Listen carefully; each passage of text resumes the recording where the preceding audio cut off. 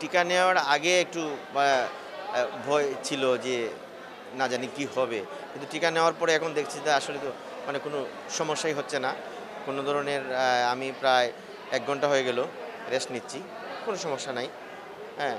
তো আসলে টিকা তো আমরা যারা সচেতন মানুষ আছি, যারা ফ্রন্ট লাইনার, গণমাধ্যম কর্মী কিংবা ডাক্তার, যারা সচেতন মানুষ বিশেষ করে, তারা তো টিকা নিচ্ছে এবং সে সুযোগটাও পাচ্ছে। কিন্তু যারা রুট লেভেলে গ্রামাঞ্চলের মানুষ, তারা আসলে এই ব্যাপারে কোনো সচেতনতা নেই, টিকাও নিতে পারতেছে না।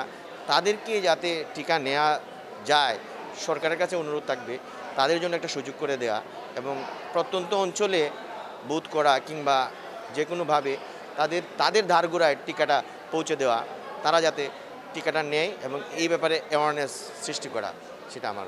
টিকা দেওয়ার আগে যেমন ছিল টিকা দেওয়ার পরও ঠিক তেমনি তেমন কোনো পরিবর্তন এখনও লক্ষ্য করা যায় না।